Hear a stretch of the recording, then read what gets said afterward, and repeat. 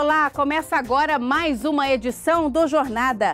Todas as semanas você acompanha aqui as principais decisões e projetos da Justiça Trabalhista. No programa de hoje, vamos até Fortaleza conhecer uma fábrica de massas e biscoitos que ampliou as ações de saúde e segurança no trabalho após um grave acidente. Também vamos falar sobre um mal que afeta muita gente e que atrapalha as atividades do dia a dia, principalmente no trabalho, a enxaqueca. Direto de Salvador, TRT da Bahia realiza mutirão para dar fim a precatórios durante a primeira semana regional da conciliação. E em Cuiabá, vamos conhecer o projeto Trabalho, Justiça e Cidadania, realizado em escolas de Mato Grosso. Tudo isso e muito mais, o nosso Jornada já começou.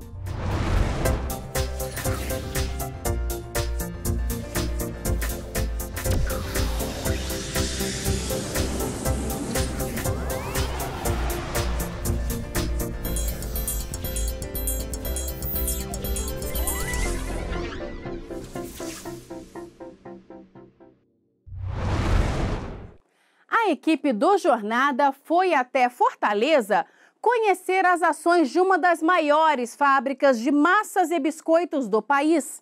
A empresa ampliou as ações de saúde e segurança no ambiente de trabalho após um grave acidente. Saiba mais na nossa reportagem especial de hoje.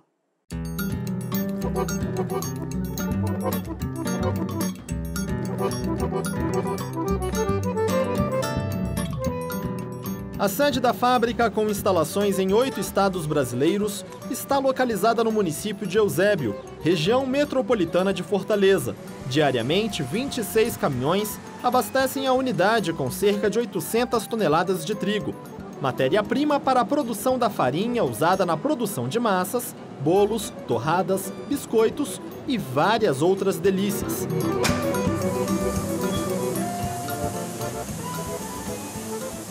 Como a linha de produção envolve a manipulação de alimentos, todos, inclusive os visitantes, só podem ter acesso à fábrica usando touca, avental, máscara para cobrir a barba e protetores para os ouvidos.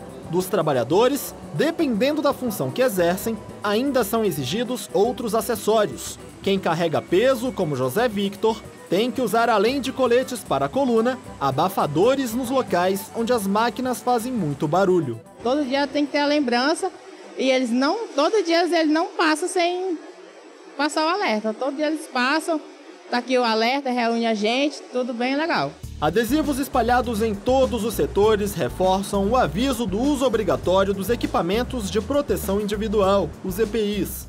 Hoje, se o próprio gestor ele vê ou o próprio colaborador vê, ele avisa. Para a gente, uma das regras de ouro é a utilização do EPI, a proteção ao colaborador. Líder no mercado de alimentos, a empresa com mais de 60 anos de tradição no país conta com o apoio de aproximadamente 16.700 colaboradores divididos em 3 horários. Quem trabalha pela manhã e à tarde cumpre 44 horas semanais. Já os trabalhadores escalados no turno da noite têm jornada de 36 horas durante a semana. O empenho e a colaboração deles são fundamentais para o aperfeiçoamento do programa Positivo. Esse é o nome do projeto que incentiva os profissionais a relatarem o que pode ser melhorado na rotina de produção para garantir a segurança e o bem-estar do colaborador. Então, se eles observam que alguém está tendo um comportamento que não é adequado, eles relatam isso. Se eles observam que tem alguma condição insegura na estrutura, eles também relatam. Essas informações elas são compiladas, isso gera um relatório e desse relatório partem-se para ações. E essas ações de correção para a gente, de forma preventiva, eliminar condições de risco. Alertas de segurança, observações de comportamento e pesquisas de percepção da cultura da segurança e saúde envolvem todos os setores da fábrica, da moagem do grão de trigo à produção da farinha, da embalagem dos alimentos e da distribuição dos produtos até a gestão da empresa. É assim desde que a segurança passou a ser tratada como um valor da empresa e responsabilidade de todos. Acho que o envolvimento tem que ser de todos os colaboradores da empresa, né?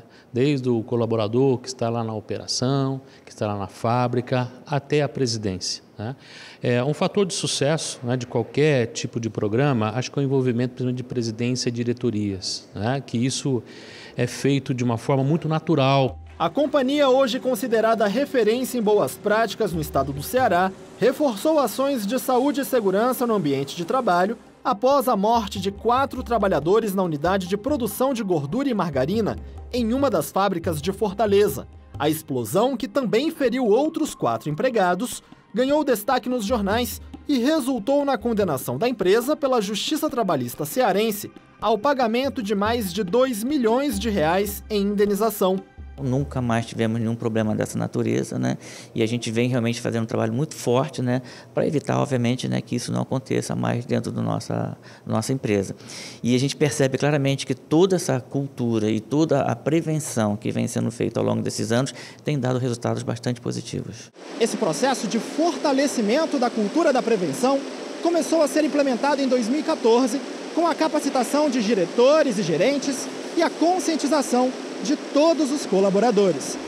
A quantidade de acidentes dentro das 6 fábricas da companhia que adotam as ações do programa Positivo caiu 20% entre 2014 e 2015, e a tendência de redução se mantém em 2016.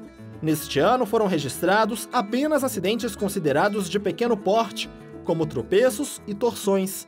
Houve bastante avanço, né? Assim, a gente conseguiu avançar muito com a mudança de cultura. As pessoas hoje, elas já relatam muito mais situações de condição insegura ou de comportamento inseguro. Elas estão entendendo muito mais sobre saúde e segurança. Elas já têm uma percepção do risco das atividades dela de uma forma agora mais consistente. Não é mais uma coisa de eu acho. Elas agora sabem, porque elas são envolvidas dentro do processo de reconhecimento desses riscos. Para a eliminação de potenciais riscos à saúde do trabalhador, a fábrica também tem apostado em medidas que garantam não apenas a proteção individual.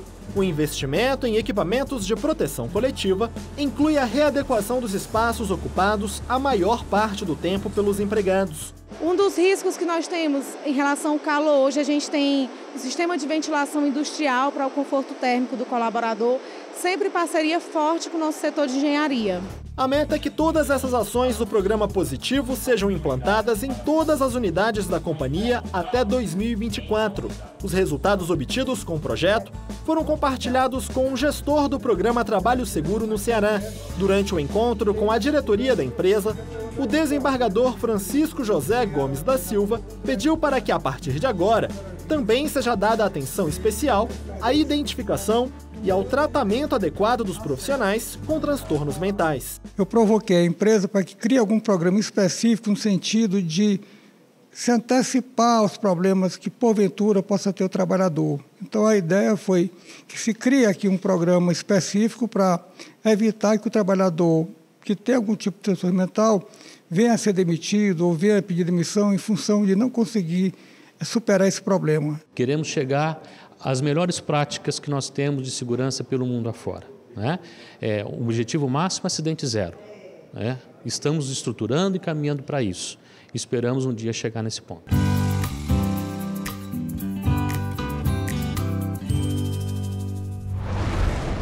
Vamos conhecer algumas decisões da Justiça do Trabalho por todo o Brasil.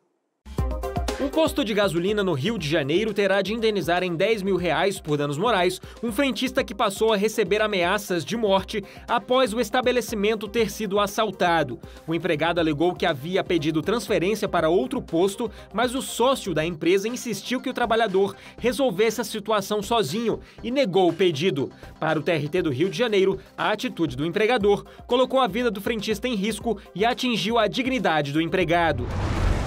Uma loja de free shop do aeroporto de Brasília terá de pagar R$30 mil de indenização por danos morais a um caixa que foi revistado e preso por aceitar gorjeta de um cliente, fato que é proibido pelo estabelecimento. A decisão é do TRT da 10ª Região, que também anulou a demissão por justa causa do empregado, por não ter ficado demonstrado que a conduta do trabalhador tenha causado prejuízo à empresa e por não terem sido utilizadas medidas disciplinares pedagógicas antes da demissão.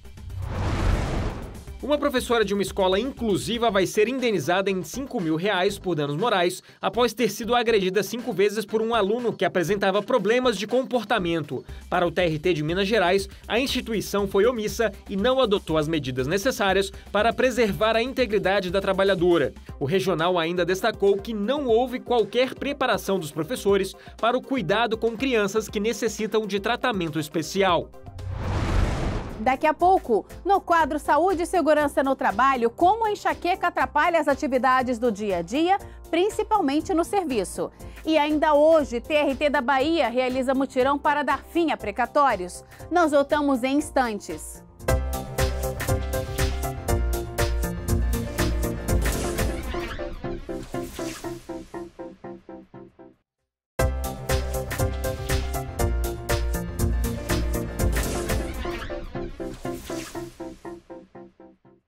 Chegou a hora do JT em ação com iniciativas da Justiça do Trabalho por todo o país.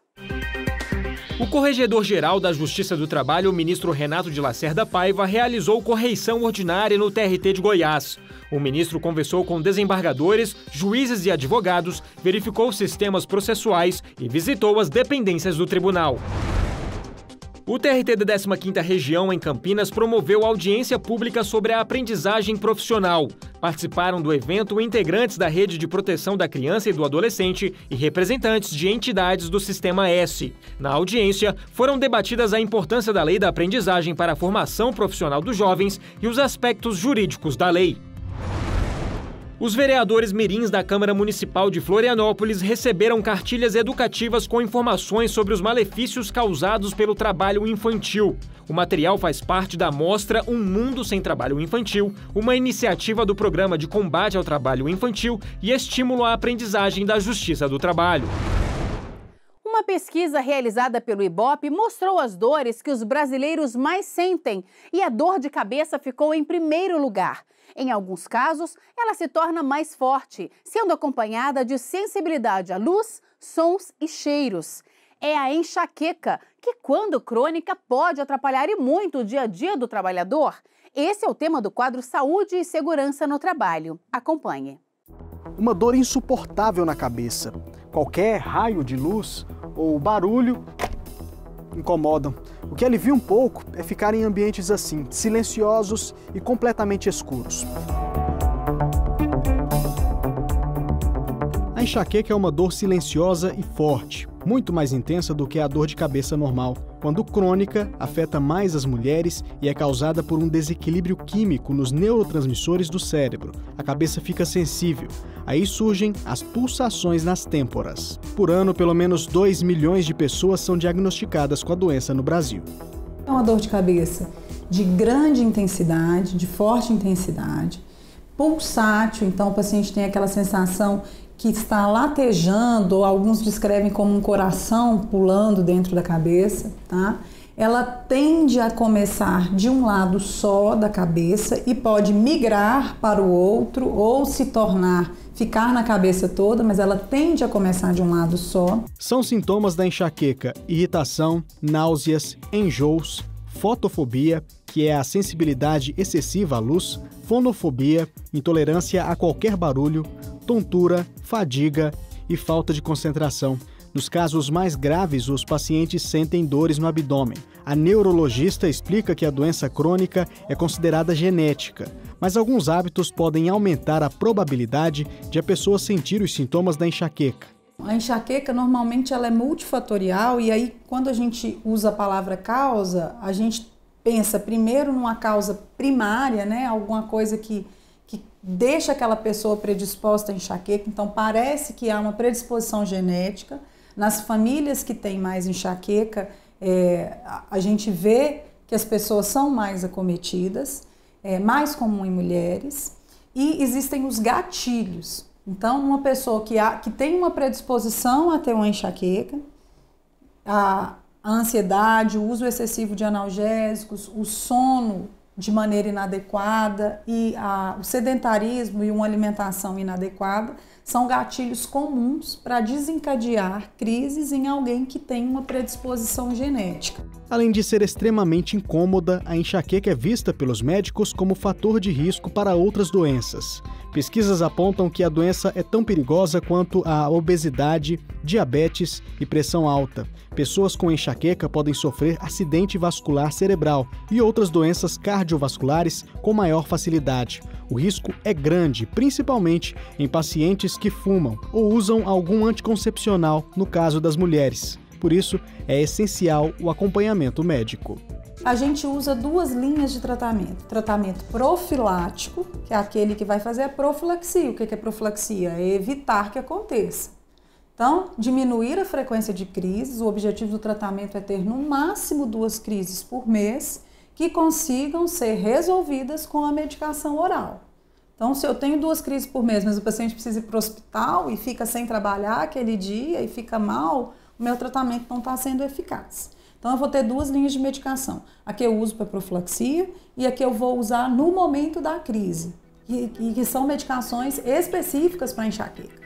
Embora a doença possa estar mais presente na velhice, em alguns casos o problema aparece ainda na adolescência. Foi o que aconteceu com a Rosiane. Ela enfrenta a enxaqueca desde os 15 anos de idade. Com o passar do tempo, o problema só vem piorando. Nada resolve as dores.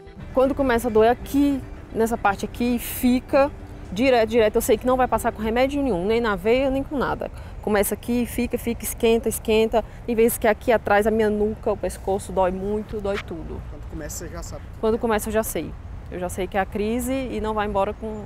Muito difícil. O remédio dá uma aliviadinha, aí passa o efeito, aí volta. Me atrapalha sair, a trabalhar, meu dia a dia com minha filha. Eu não consigo brincar assim com ela muito, porque dói demais. Todo dia eu falo para ela, minha filha, eu tô com dor de cabeça, mãe tá com dor de cabeça, mãe tá com dor de cabeça. É muito ruim.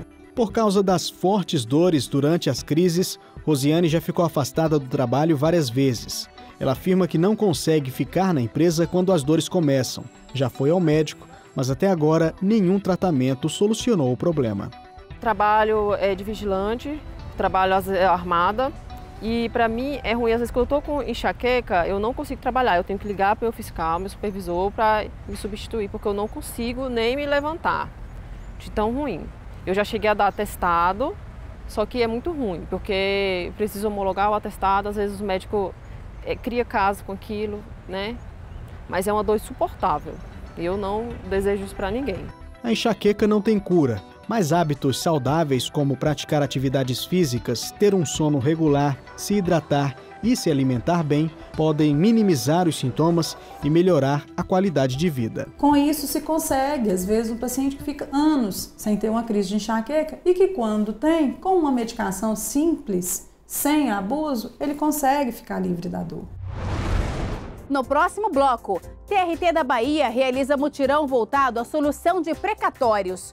E em Cuiabá, projeto aproxima juízes do trabalho e escolas de Mato Grosso. Nós voltamos daqui a pouco.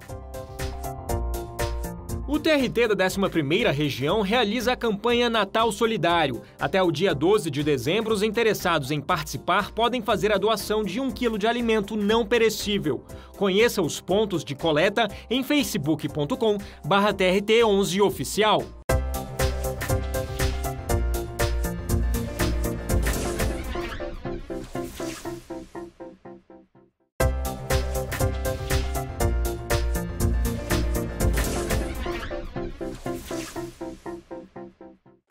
O TRT da Bahia realizou pela primeira vez um mutirão voltado à solução de precatórios. Durante a primeira Semana Regional da Conciliação, várias medidas foram adotadas para estimular os entes públicos a quitarem dívidas trabalhistas. Quase 20 milhões de reais arrecadados em 928 acordos firmados. Este é o balanço da primeira semana regional da conciliação do TRT da Bahia. Pela primeira vez, o tribunal realiza um mutirão voltado para solucionar precatórios. A gente identificou a necessidade de dar um enfoque nos processos envolvendo os entes públicos. Então, são basicamente processos de precatórios de municípios do interior que estão sendo incluídos para agilizar o pagamento do crédito desses trabalhadores. O prefeito do município de Canudos aproveitou para conciliar e o acordo deve beneficiar mais de 100 trabalhadores. É gratificante porque a gente consegue atender, né, os anseios dos trabalhadores e também dar uma segurança para o município por conta que não tem sequestro. Então a gente dá para a gente programar. Outro município que também vai se programar para pagar cerca de 30 trabalhadores é Dias Dávila, que firmou um acordo no valor de R$1.700.000. Através desse acordo, o que se tem? É um percentual que é retido do FPM e o município tem a condição de fazer um planejamento frente aos valores que vão ser bloqueados no município para serem pagos aos trabalhadores. Foi determinado o percentual de 3% e vai gerar em torno de 66 mil mensal a partir de janeiro e acredito que esse acordo dure por volta de 22 meses. O que é interessante porque uma execução, né, contra o ente público é sempre difícil. Então o acordo pode encurtar esse caminho e favorecer o credor. As audiências realizadas no mutirão foram uma verdadeira aula para estudantes de uma faculdade de Salvador. Algo que a gente percebeu muito forte é o quão importante, né, o papel dessa motivação para a conciliação, uma vez que o ente público ele goza de prioridades, né, que o setor privado não goza. Né? Do outro lado, a hipossuficiência desses trabalhadores, e isso nos motiva cada vez mais sermos agentes desse papel de justiça social. E saímos daqui apaixonados e realmente querendo abraçar de fato aí a profissão de sermos advogados trabalhistas. Vamos até Cuiabá conhecer o projeto Trabalho, Justiça e Cidadania do TRT de Mato Grosso. Por lá, escolas municipais da capital mato-grossense recebem a visita de magistrados e servidores da Justiça do Trabalho. Veja só. Trabalho, Justiça e Cidadania, ou mais conhecido como TJC. Este programa dos magistrados da Justiça do Trabalho em Mato Grosso está em sua 8ª edição. Como foco, a conscientização de crianças e adolescentes sobre direitos e deveres fundamentais. É uma semente que nós plantamos, né, para que as crianças elas façam as boas escolhas, que elas vão para a área da educação, para que elas tenham conhecimento dos seus direitos básicos, dos direitos do cidadão e que com isso elas alcancem os seus sonhos, né, os seus objetivos. Só os professores é muito pouco para explicar, né, coisas a respeito de leis, né? Então a presença dos magistrados hoje aqui na escola foi muito importante. Neste semestre, a Escola Municipal de Jane Ribeiro de Campos e o Colégio Salesiano São Gonçalo têm participado do projeto. Além das atividades pedagógicas em sala de aula, os alunos tiveram palestras com os juízes e outros representantes de instituições parceiras. Eu considero uma prática fantástica justamente porque agrega valor ao que a gente faz na realidade, no dia a dia, e informa a população, né? As pessoas vão saber o que eu faço, por exemplo. Falar com os jovens, falar com as pessoas é garantir um futuro melhor para todos. O trabalho de conscientização, de informação, perpassa por uma sociedade mais justa, por uma sociedade onde o compromisso com a cidadania deve ser a coisa mais importante. Eu gostei muito, eu acho que é um tema assim que eu já queria trabalhar faz muito tempo e eu achei que foi muito boa a palestra, inclusive bem alegre. Passa um WhatsApp. O game Futuro em Jogo, que alerta para a exploração do trabalho infantil e outros perigos, também foi apresentado aos alunos. O desafio lançado era passar de fases e finalizar, mas o incentivo maior mesmo é ajudar nas escolhas dos melhores caminhos para a própria vida. A gente começa a perceber como a gente vê isso no nosso dia a dia e a gente percebe o quanto é importante para o nosso trabalho, para o nosso estudo. Acho que isso vai direcionar bastante pessoas assim, para o que vai querer mesmo da vida. Uma das etapas foi a visita dos estudantes e professores ao Tribunal Regional do Trabalho, que também é uma forma de ficar mais familiarizados com o judiciário. Os alunos estão entusiasmados de conhecer o tribunal, porque as palestras que têm acontecido nas escolas têm dado novas visões, novos paradigmas para aquela sociedade em que estamos inseridos. Vejo que a nossa escola, de Jane Ribeiro Campos, ela está localizada em uma comunidade muito carente lá no bairro de Jardim Vitória e vejo crianças que têm uma visão fantástica do Tribunal do Trabalho. Só que eles não tinham ainda o contato pessoal com o tribunal em si. Hoje eles já têm uma noção através do trabalho que vem sendo desenvolvido. Para mostrar o que já aprenderam, os alunos participaram de um concurso de redação com direito a prêmios. Pela escola de Jane Ribeiro Campos, a Camila sensibilizou os jurados ao escrever sobre trabalho infantil. Eu nunca imaginei que eu ia ganhar logo em primeiro lugar, mas eu fiz esse concurso. Eu nem estava pensando em ganhar nem nada, eu só fiz com as minhas palavras, tudo que veio na cabeça, o que eu pensava sobre o trabalho infantil, em acabar com o trabalho infantil. A mostra itinerante sobre esse tema também foi exposta no Colégio São Gonçalo. O acervo apresenta fotos de uma dura realidade para muitas crianças. Essa exposição vem coroar, na verdade, todo o trabalho que eles fizeram, né? Alguns que já passaram aqui já apontaram falando assim, tipo, isso aqui que a gente trabalhou, tá vendo aqui aquele tema que a gente desenvolveu, então é um casamento perfeito mesmo. Esse aprendizado de cidadania deve ser levado para toda a vida. Meu sonho é ser um juiz e tentar mudar o mundo. Eu venho de um bairro carente, eu conseguindo isso, eu também quero melhor para o meu bairro. Então onde você estiver é possível, é só ter um sonho.